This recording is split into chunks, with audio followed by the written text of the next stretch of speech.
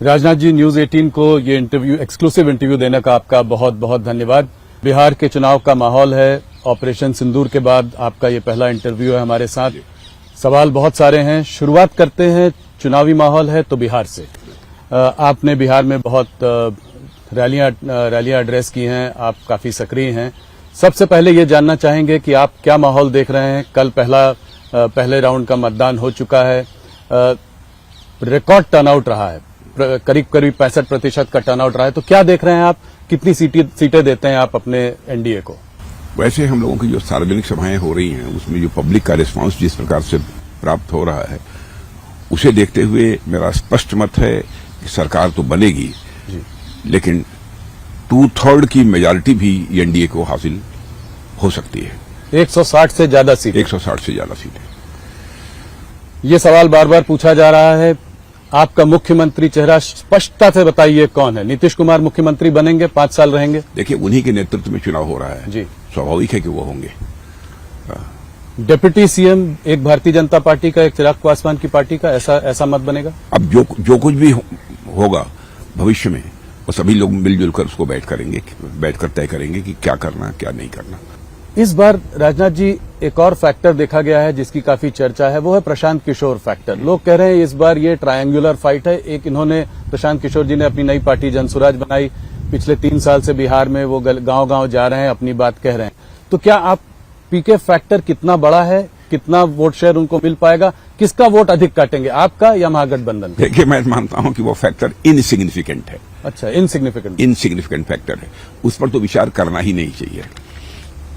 देखिए, लंबे समय तक अपने मतों का प्रयोग करते करते अब इस देश की जनता राजनीतिक दृष्टि से काफी जागरूक हो चुकी है। अब इस बात को अच्छी तरह समझती है कि कौन वोट काटने के लिए खड़ा है और कौन सरकार बनाने के लिए खड़ा है। इस आधार पर अपने मतों का फैसला करती है। तो आप मानते हैं कि वो सिर्फ महज वोट काटने के लिए खड़े हैं, ऐसा जनता समझती है? हाँ, जनता समझती है। माने वो जानती है कि इनको शायद ही एक भी सीट नहीं प्राप्त होगी। लोग ये मानकर चल रहे हैं बिहार में, जो हमारी बातचीत हुई है। मैं अपने आकलन के आधार पर बतला रहा हूँ। मूव थोड़ा सा एसआईआर की ओर चलते हैं। शुरुआत में, बिहार के चुनाव की शुरुआत में एसआईआर वोटर अधिकार यात्रा राहुल जी ने और तेजस्वी जी ने निकाली थी। उनका मानना यह है कि जो 65 लाख लोग जो डी रजिस्टर हुए हैं इस एसआईआर में बिहार में, उसमें आप लोगों को बहुत फायदा है, क्योंकि आप लोगों ने इसमें घुसपैठियों को बाहर किया है जो कि उनके वोटर थे। तो इसको आप कैसे देखते हैं? अरे, मैं कहता हूं कम से कम बतलाएं तो जी कि इनका नाम मतदाता के रूप में रजिस्टर होना चाहिए था, नहीं हुआ। एक भी केस वो सामने नहीं ला पाए। बार बार इलेक्शन कमीशन भी अपनी तरफ से कह रहा है कि यदि आपको जो शिकायत हो वो शिकायत हमारे पास लाइए, हम उसकी जांच करने को तैयार हैं। लेकिन वह भी नहीं दे रहे हैं उनको। केवल देश की जनता को गुमराह करने के लिए कभी खड़े हो जाते हैं बहुत बड़े ब्लैक बोर्ड के सामने और जो है प्रेजेंटेशन देकर लोगों को गुमराह करने की कोशिश करते हैं। भाई, तथ्य लेकर जाइए ना इलेक्शन कमीशन के सामने, इलेक्शन कमीशन उसकी जांच करेगा। न करे तो बात समझ में आती है, लेकिन उसी एसआईआर को लेकर कभी हाइड्रोजन बम फोड़ने की बात करते हैं, कभी एटम बम फोड़ने की बात करते हैं, लेकिन एक सामान्य पटाखा भी नहीं फोड़ पाए। एक और बहुत कंट्रोवर्शियल स्टेटमेंट जो राहुल गांधी ने अभी दिया है, वो उसमें आपने टिप्पणी भी की है, मैं जरा उसको ज्यादा स्पष्टता से समझना चाहता हूं। उन्होंने कहा है कि आर्म्ड फोर्सेस में भी सिर्फ 10% लोग आर्म्ड फोर्सेस को चला रहे हैं। क्यों बोला ऐसा, क्या नियत है, क्या इसके पीछे, क्या कहना चाह रहे हैं राहुल गांधी, और आपका क्या जवाब है उनके लिए? देखिए, मैं कहना चाहूंगा कि जो कुछ भी वो बोलते हैं, इस देश में अनार्की पैदा करने की वो कोशिश करते हैं, क्योंकि इस बात को अच्छी तरह समझते हैं कि हम अपने एक्शन के माध्यम से, माने अपनी कृतियों के माध्यम से और अपने काम के माध्यम से हम जनता का विश्वास नहीं हासिल कर सकते, समर्थन हासिल नहीं कर सकते। इसलिए ऐसे ही बेबुनियाद और निराधार बातें जनता के सामने रखकर वह जनता को गुमराह करने की कोशिश करते हैं। लेकिन मैं मानता हूं स्वस्थ राजनीति वही है जो जनता को गुमराह करके अथवा जनता की आंखों में धूल झोंक कर न की जाए, बल्कि जनता को विश्वास में लेकर राजनीति की जाए। तो पॉलिटिक्स को इस तरह की चीजों को आर्म्ड फोर्सेस पर लेकर नहीं आना चाहिए? नहीं, कोई सवाल ही नहीं है। देखिए, आर्म्ड फोर्सेस का जहां तक सवाल है, आर्म्ड फोर्सेस का मैं मानता हूं कि एक ही धर्म है जी, उसमें आरक्षण क्या क्या बहुत सारी बातें उन्होंने कही है। जी। आर्म फोर्सेज का एक ही धर्म है, वह सैन्य धर्म है। इसके अतिरिक्त उनका कोई धर्म नहीं होता। और आप देखिए सभी जाति और पंथ के लोग हमारे आर्म फोर्सेज में हैं, और सभी की जो जिस धर्म को मानता है, जिस पूजा पद्धति को वह मानता है, तो सभी इस प्रकार के वहां आयोजन होते हैं। उनके अलग अलग वहां पर पूजा कराने वाले जिन्हें पुजारी कहा जाता है, वह भी जो है मौजूद रहते हैं। किसी प्रकार का डिस्क्रिमिनेशन, किसी प्रकार का भेदभाव जाति, पंथ अथवा मजहब के आधार पर हमारी सेना में नहीं है जी। और मैं समझता हूं कि कम से कम सेना को छोड़कर ही उन्हें इस प्रकार की बातें करनी चाहिए। राजनाथ जी, सेना को राजनीति में घसीटने की कोशिश नहीं करनी चाहिए। जी। राजनाथ जी, ये अग्निवीर स्कीम को भी लेकर विपक्ष ने पहले बहुत बवाल किया है। 2026 में 4 साल इस स्कीम के खत्म होने वाले हैं। क्या आपको लगता है कि देश की हालत देखते हुए, सिक्योरिटी कंसर्न्स को देखते हुए 25% से ज्यादा लोगों को आप रिटेन कर पाएंगे? देखिए, ऐसा है, अग्निवीर बहुत ही एक शानदार स्कीम है, एक अच्छी स्कीम है। और हम लोगों ने यह भी कहा है कि 4 साल का टेरर पूरा करने के बाद जो लोग भी अग्निवीर हमारे बाहर आएंगे, उनका समायोजन कहीं न कहीं निश्चित रूप से किया जाएगा। अथवा यदि वह रोजगार करना चाहते हैं तो रोजगार करने के लिए भी आवश्यक फंडिंग की व्यवस्था भी सुनिश्चित की जाएगी। तो 25% से ज्यादा, लेकिन एक यूथफुलनेस जी यह सेना में बनी रहे, जी, यह इंश्योर करना तो मैं समझता हूं कि यह बहुत ही आवश्यक है। उसी आधार पर यह फैसला लिया गया है। थोड़ा सा लेकिन मैं समझता हूं कि अपने भविष्य को लेकर किसी को चिंता करने की कोई जरूरत नहीं है जी। और उसके बारे में हम लोगों के कंसेप्ट में पूरी क्लैरिटी है। हम किसी को कोई क्षति नहीं पहुंचने देंगे। डोनाल्ड ट्रंप जी ने कहा है कि पाकिस्तान न्यूक्लियर टेस्ट कर रहा है। उन्होंने ये कहा है कि रशिया और चाइना जो आज कर रहे हैं, इसको देखते हुए, इसको नजर रखते हुए हो सकता है अमेरिका भी ऐसा कुछ करने का प्रयास करे, कुछ करना सोचे। चाहता है करे। जी। भारत इसका क्या करेगा? क्या भारत भी कुछ न्यूक्लियर टेस्ट करेगा? ये सवाल है मेरा। भारत क्या करेगा ये तो भविष्य ही बतलाएगा, लेकिन जिसको जो करना है वो करे। हमें इस संबंध में कुछ नहीं कहना है। चाहे पाकिस्तान कर रहा है, चाहे अमेरिका कर रहा है, तो जिसको जो करना है कर रहा है। तो भारत यह मानकर चलिए कि भारत किसी भय के कारण अथवा किसी दबाव में कोई कदम नहीं उठाता है। जो भारत को भारत के इंटरेस्ट में उचित लगेगा वही कदम हम उठाएंगे। सही समय पे करेगा जी। सही समय पर सही कदम उठाएंगे जी। ऑपरेशन सिंदूर के बाद मैं आपसे पहली बार बात कर रहा हूं। मुझे याद है 2024 में आपने कहा था ये भारत वो भारत नहीं है, घर में घुस कर मारेगा। आपने इतने जोरों से बोला था कि पूरे इंटरनेशनल मीडिया ने भी और उसको उठाया। ये सच साबित करके दिखा दिया जी। तो इसी पर मैं आ रहा था कि ये आपने सच साबित करके भी दिखाया ऑपरेशन इंदूर में।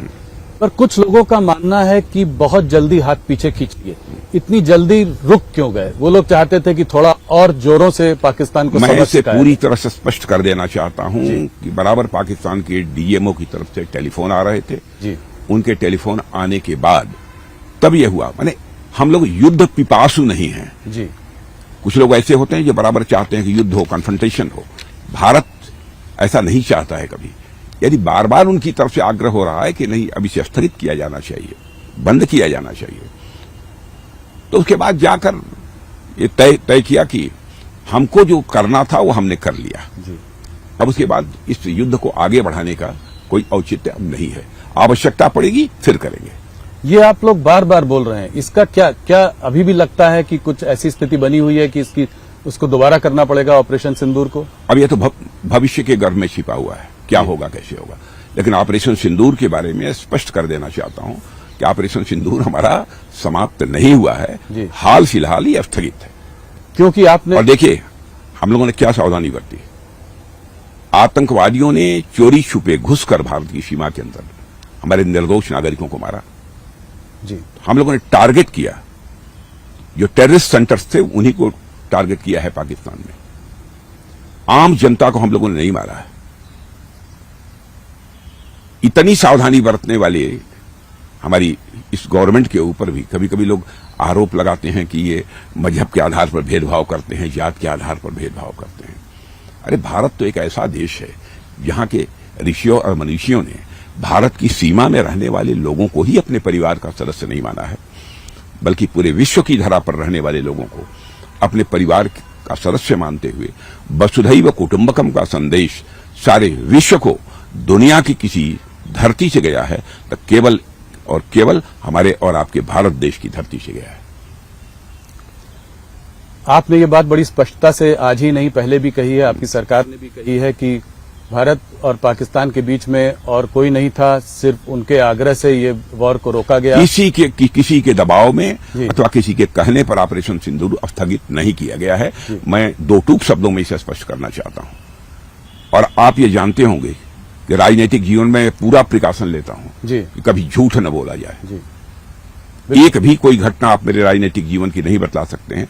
मैंने ठीक है, बचपन में कुछ हुआ हो तो मैं नहीं कह सकता हूं, प्रारंभिक राजनीतिक जीवन में, लेकिन उसके बाद मैं सावधानी बरतता हूं। लेकिन मैं भी इंसान हूं, कभी कोई गलती हो सकती है, लेकिन इस संबंध में मैं पूरी तरह से आश्वस्त हूं। जो कुछ भी मैं कह रहा हूं सोच समझ कर कह रहा हूं। प्रेसिडेंट ट्रंप ने फिर भी अनेकों बार ये कहा है कि उन्होंने जो है बड़ा रोल इसमें प्ले किया है इसको बंद करवाने में, और क्योंकि हम नहीं माने उसका खामियाजा भी हमें भुगतना पड़ रहा है। हमारे ऊपर टैरिफ लगाया गया है, वीजा के तमाम रेस्ट्रिक्शंस आ रहे हैं। इसके बावजूद आपने अभी 10 ईयर का डिफेंस जो है पीट हेग्सेथ के संग 10 इयर्स डिफेंस पैक्ट किया, ऐसा क्यों?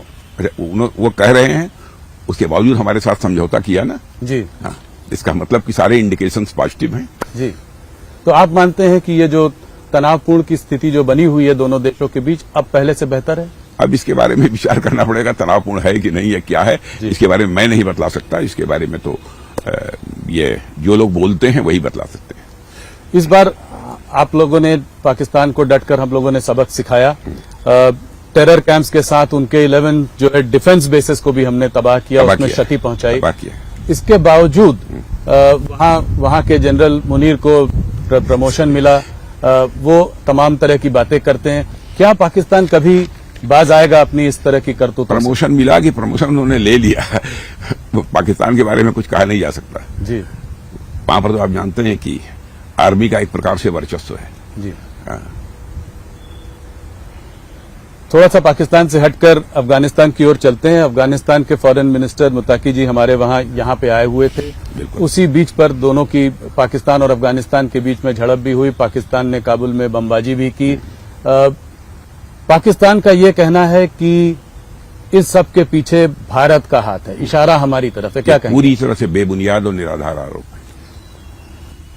हम लोग कहीं भी किसी भी प्रकार के कन्फ्रंटेशन में विश्वास नहीं करते हैं जी। हम तो पूरे विश्व में शांति चाहते हैं। हम इसी के पक्षधर हैं। हम किसी को ये उकसाएंगे नहीं कि उसके किसी के साथ संघर्ष किया जाए। हाँ, लेकिन हमें कोई छेड़ेगा तो हम छोड़ेंगे नहीं। हमारी नीति पूरी तरह से स्पष्ट है। अफगानिस्तान और पाकिस्तान और के हम हाँ सर, किसी बैसाखी का सहारा लेकर हम अपने आत्मस्वाभिमान की रक्षा नहीं करते हैं जी। हम स्वतः करते हैं, फैसले स्वतः लेते हैं और स्वतः जो कार्रवाई करनी होती है हम कार्रवाई भी करते हैं। लेकिन हम विश्व में संघर्ष नहीं चाहते, ये हमारी मूल सोच है। अफगानिस्तान और पाकिस्तान के बीच में जो प्रॉब्लम जो चली आ रही है वो ड्यूरेंट लाइन को लेकर है। वो ड्यूरेंट लाइन को लेकर विवाद रहा है। मेरा सवाल आपसे सिंपल सा है, भारत का इसमें क्या मत है? जो भी मामले हैं आपस में सारे देशों को बैठकर सुलझाना चाहिए। हम किसी देश के मामले में हस्तक्षेप नहीं करना चाहते। यदि दोनों देश सहमत हों कि नहीं हस्तक्षेप होना चाहिए, किसी को आकर जो है बातचीत का सिलसिला प्रारंभ करना चाहिए, उस समय सोचा जा सकता है। मान न मान मैं तेरा मेहमान, इसमें हम लोग विश्वास नहीं करते। तो आपको वो उनका आंतरिक मामला है, उन दोनों के बीच का मामला है, उसमें भारत का, वो लोग तय करें। आप डिफेंस मिनिस्टर लंबे समय से रहे हैं, थोड़ी सी बात करते हैं आपके आने के बाद जो चेंजेस आए हैं, जो रिफॉर्म्स आए हैं, थोड़ा सा आपसे समझना चाहेंगे। आजकल के दौर में एयर सुपीरियोरिटी होना बहुत जरूरी है। जो भी अभी हाल और एयर सुपीरियोरिटी अपनी दिखा भी दी हम लोगों ने। जी जी जी, बिल्कुल। उसी से सवाल, वहीं से मैं 2-3 सवाल उस पर पूछना चाह रहा था। हाल में MiG-21 को भी हमने फाइनली जो है रिटायर किया है। उसका रिप्लेसमेंट तेजस, उस पर हमारा भरोसा है। तो ये कहाँ पे है? क्या जी से जो बातचीत चल रही है वो ठीक समय पे वहां से उनसे बातचीत ठीक चल रही है या कोई वहां डिले हो रहा है? कोई ऑल्टरनेटिव्स के बारे में हम सोच रहे हैं क्या? देखिए, जी का, सेफ्रॉन का, अन्य बहुत सारी ऐसी कंपनियां हैं। जी कुछ स्टेप्स हम काफी आगे बढ़ चुके हैं। जी इस समय उसका मैं खुलासा यहां नहीं करना चाहता हूं, क्योंकि यह मामला सीसीएस में जाकर ही यह तय होगा, इसलिए मैं उस पर नहीं बोलना चाहता हूं। हमारी कंसेप्ट की क्लैरिटी है इस मामले में कहां जा रहा है, लेकिन यह मानकर चलिए कि विद इन ए ईयर जी वही स्थिति बनने जा रही है कि हम इन सब सारे फाइटर प्लेन्स के इंजन भी जी भारत में ही बनाएंगे, भारत की धरती पर बनाएंगे और भारतवासियों के हाथों से बनेंगे। ये बड़ा स्टेटमेंट है। तो ये भी करेंगे और बाहर से भी लेंगे इसमें? हाल फिलहाल तो हमको इंजन बाहर से लेने की आवश्यकता है। जी हम ले उसमें ले कोई रहे हैं। अमेरिकी दबाव कि अमेरिका से ही लेना है? कोई दबाव नहीं, कोई दबाव नहीं। और वो भी जो बाहर से लेंगे उसमें हम अपनी शर्तों से कंप्रोमाइज नहीं करने वाले हैं। जी हाँ, हो सकता है ये भी, इस संभावना को नकारा नहीं जा सकता। जी। बहुत प्रबल संभावना है कि हम कहें कि ठीक है, हम आपसे इंजन लेंगे, लेकिन इंजन की मैन्युफैक्चरिंग आइए भारत में कीजिए ये किससे और बातचीत- हमको टेक्नोलॉजी ट्रांसफर करिए। ये किसी से बात हो रही है, किसी कंपनी से? अब इसका मैं खुलासा करना नहीं चाहता है, जी। लेकिन पर मैं बातचीत चल मैं रही। जो बोल रहा हूं वो बेसलेस नहीं है, जी जी बिल्कुल। आधारहीन नहीं है, इतना आप तो स्वीकार कीजिए। नहीं, बिल्कुल। हाँ हाँ, ये फ्रेंच कंपनी लेकिन किस कंपनी से हमने किया है, क्या करेंगे, किन किन कंपनी से हम बात कर रहे हैं, उस संबंध में अभी मैं कुछ कह नहीं फ्रेंच पाऊंगा। कंपनी साफरान के साथ मिलकर फिफ्थ जनरेशन फाइटर एयरक्राफ्ट के लिए इंजन बनाने की बात चल रही है। कब तक आएगा पहला इंजन, कब मिलेगा हमको? ये इस पर थोड़ा सा विस्तार में बता सकते हैं? ये तो आपने पहले भी बोला है। हम लोगों की कोशिश यही है कि इंजन जल्दी से जल्दी भारत में बनना प्रारंभ हो जाए, अच्छा, तो फोकस बहुत जल्दी से जल्दी। अब इस संबंध में एक फैसला सीसीएस के द्वारा होना है। मैं समझता हूं कि वो भी बहुत ही जल्दी हो जाएगा।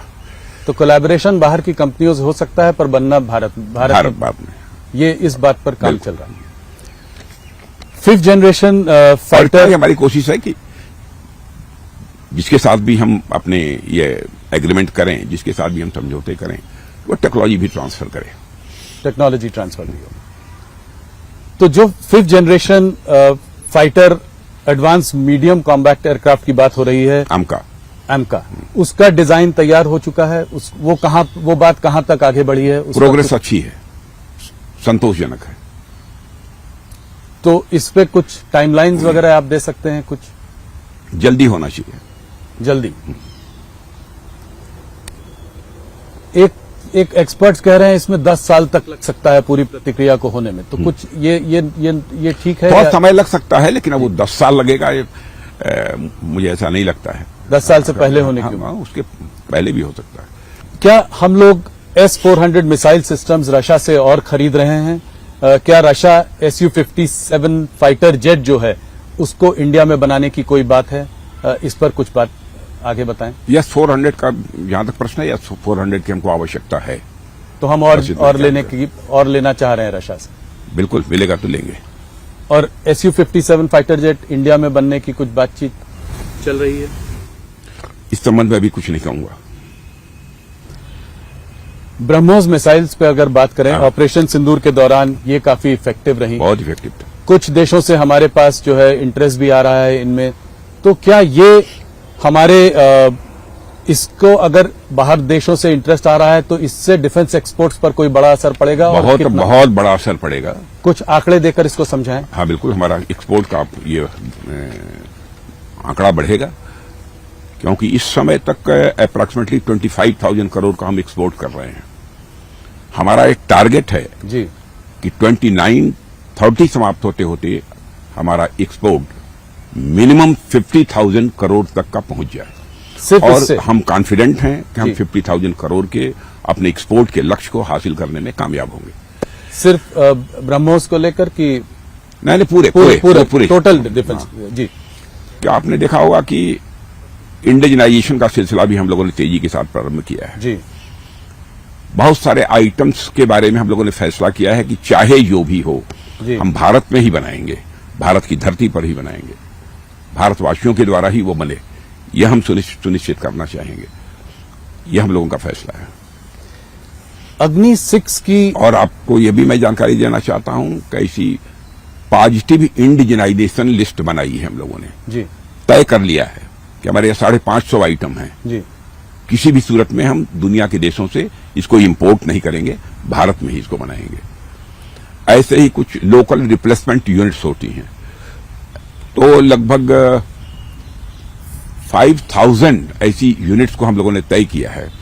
अब वह भी सारे आइटम्स हम विदेशों से नहीं लेंगे, लेकिन भारत में ही बनेंगे। और अब तक आपको जानकर खुशी होगी, लगभग 2-2.5 हजार ऐसे आइटम्स हम लोगों ने भारत में बनाना शुरू कर दिया है।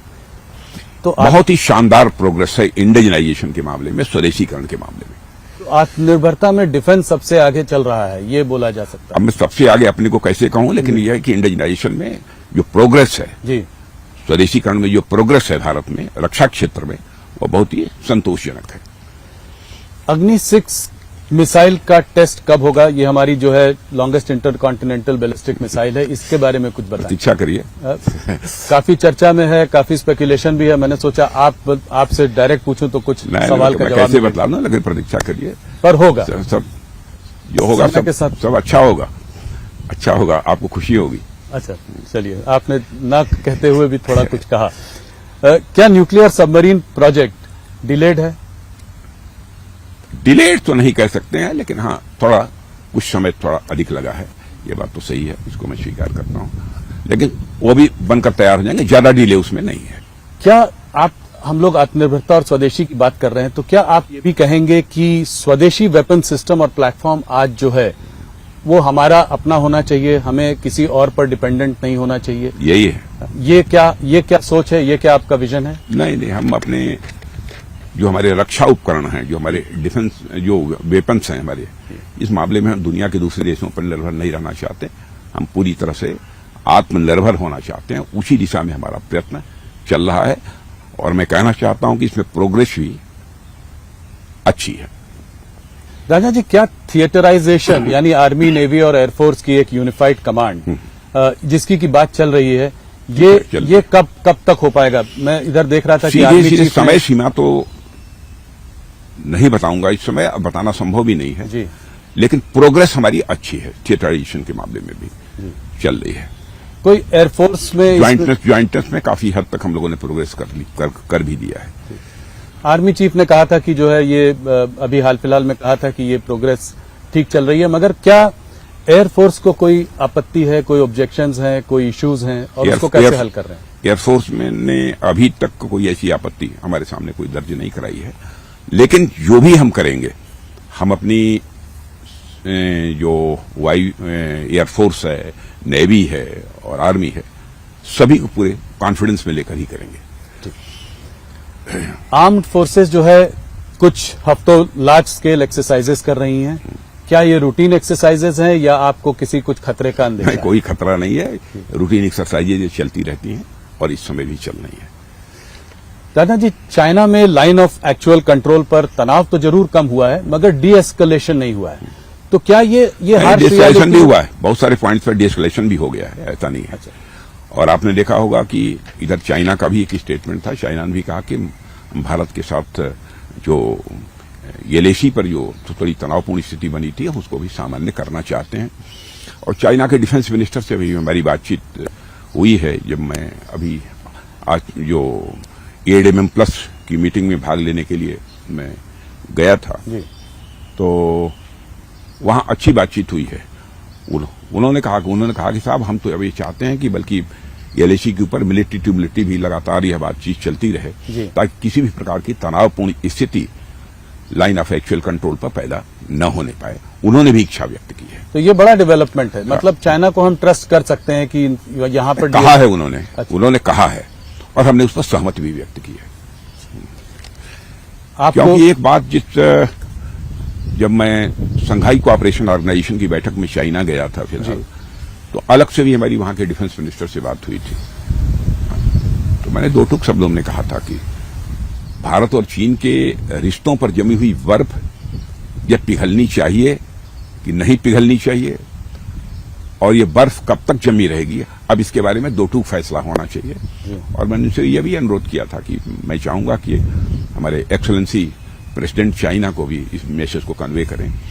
और मुझे अच्छा लगा कि अभी हमारी भेंट पुनः जो वहां के चाइना के डिफेंस मिनिस्टर से हुई थी, जी उन्होंने कहा कि साहब हम लोग बातचीत करने को भी तैयार हैं, हर जगह कहीं पर भी यदि कोई डिफरेंस ऑफ ओपिनियन है बॉर्डर के ऊपर और बातचीत से ही हम उसका समाधान निकालना चाहते हैं, ये चाइना के डिफेंस मिनिस्टर ने भी मुझसे कहा है। तो मतलब बातचीत से लग रहा है कि कॉन्क्रीट स्टेप्स आगे हो सकते हैं। होना चाहिए। राजनाथ जी, आपने बहुत सारे हमारे सवालों का जवाब दिया, आपको मैं ऐसे नहीं जाने दे सकता हूं। मुझे एक उत्तर प्रदेश पर आपसे सवाल जरूर पूछना है। मुझे चुनाव करीब 1.5 साल में उत्तर प्रदेश में भी आ जाएगा। बिल्कुल, सरकार बनाएंगे। अच्छा, तीसरी बार। सवाल आपने जवाब पहले ही दे दिया। तो सरकार तीसरी बार, आज तक कभी उत्तर प्रदेश में कोई सरकार 3 बार नहीं आई है। दो भी बहुत किसी ने कंप्लीट नहीं किया। जो कभी नहीं हुआ था वो सब सारा भारत में हो रहा है। पर मेरा सवाल यह है कि लोकसभा में जो 2024 के जो चुनाव के रिजल्ट्स आए, जिसमें जिस तरह से यूपी में जो हुआ, उसको देखते हुए आपको लगता है कि तीसरी बार सरकार बनेगी और किन मुद्दों पर यह चुनाव होगा? देखिए, वो पार्लियामेंट के चुनाव से उसको जोड़कर मत देखिए। कुछ ऐसी परिस्थितियां रही होंगी जिसके कारण वैसी स्थिति बनी, लेकिन सब मिला जुलाकर उत्तर प्रदेश का माहौल बहुत ही अच्छा है। योगी आदित्यनाथ जी बहुत अच्छी तरह सरकार चला रहे हैं और कानून और व्यवस्था के मोर्चे पर आपने देखा कितनी शानदार कामयाबी उत्तर प्रदेश में हासिल हुई है। नहीं, वो बहुत बड़ी, हाँ, बड़ी कामयाबी है। और आपने यह भी आप स्वीकार करेंगे कि विकास की पहली शर्त होती है चुस्त दुरुस्त कानून व्यवस्था। यदि कानून व्यवस्था चुस्त दुरुस्त है, विकास तेजी के साथ होगा और हो रहा है। तो अगला चुनाव में मुद्दा, विकास का मुद्दा लेकर आप लोगों के बीच में जाएंगे? हाँ, विकास का मुद्दा तो हम बराबर हर चुनाव में लेकर जाते हैं। जहां हमारी गवर्नमेंट है, दोबारा जी हम तिबारा हम चुनाव ही लड़ते हैं, तो विकास का मुद्दा हमारा एक अहम मुद्दा होता है, क्योंकि चूंकि किया है जी, साफ लोगों को दिख रहा है, इसलिए चर्चा करते हैं उसकी। सब लोगों का एक ही सवाल है। मेरे कलीग्स ने भी मुझसे कहा है कि यह सवाल जरूर राजनाथ जी से पूछिएगा, भारतीय जनता पार्टी का नेक्स्ट प्रेसिडेंट कब बनेगा, कब इसका अनाउंसमेंट आएगा? मैं समझता हूं कि बिहार चुनाव के बाद आपको उसके परिणाम साफ तो दिखाई मतलब देंगे। करीब बात तय हो चुकी है कि कौन बनेगा? हमारे यहाँ कोई विवाद नहीं रहता है। हमारे यहाँ 4 लोग बैठते हैं, बस चीजें तय हो जाती इतना समय क्यों लगा? मोहन भागवत जी कह रहे थे कि अगर हमारे हाथ में होता तो हम तो कब का बना देते। तो समय क्यों लग रहा है? कुछ आरएसएस से खींचातानी चल रही है इस मामले में? नहीं, आरएसएस से खींचातानी क्या? आरएसएस हमारे राजनीतिक मामलों में कभी हस्तक्षेप नहीं करता। यह बात सच है कि हम राष्ट्रीय स्वयंसेवक संघ के स्वयंसेवक थे, हैं, रहेंगे। यह बात सच है, लेकिन हमारे राजनीतिक मामलों में संघ कभी बहुत हस्तक्षेप नहीं करता है, कभी नहीं करता। बात आरएसएस की छिड़ी है तो आपसे पर्सनल लेवल पर एक सवाल पूछना चाहूंगा। आप आरएसएस बहुत छोटी उम्र में आपने ज्वाइन कर लिया था, थोड़ा उसके बारे में बताएं। कैसे उसके संपर्क में आए, किस उम्र में आपने वो किया, और कैसे आरएसएस ने आपके राजनीतिक जीवन को तराशा है और उसको एक डायरेक्शन दिया है?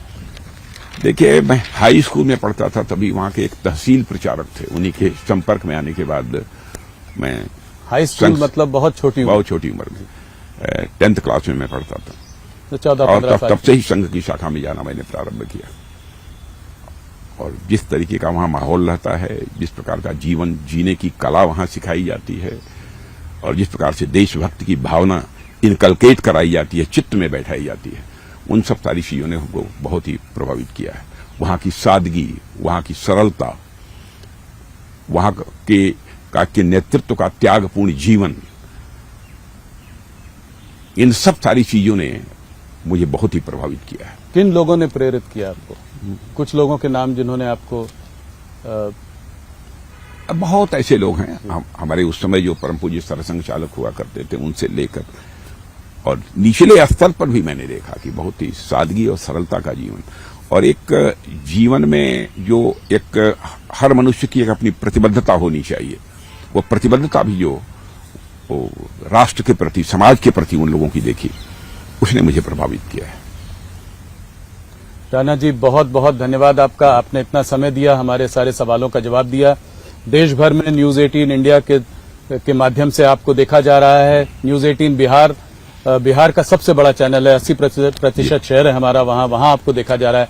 आपको चुनाव के लिए हार्दिक शुभकामनाएं। बहुत बहुत धन्यवाद। बहुत बहुत धन्यवाद।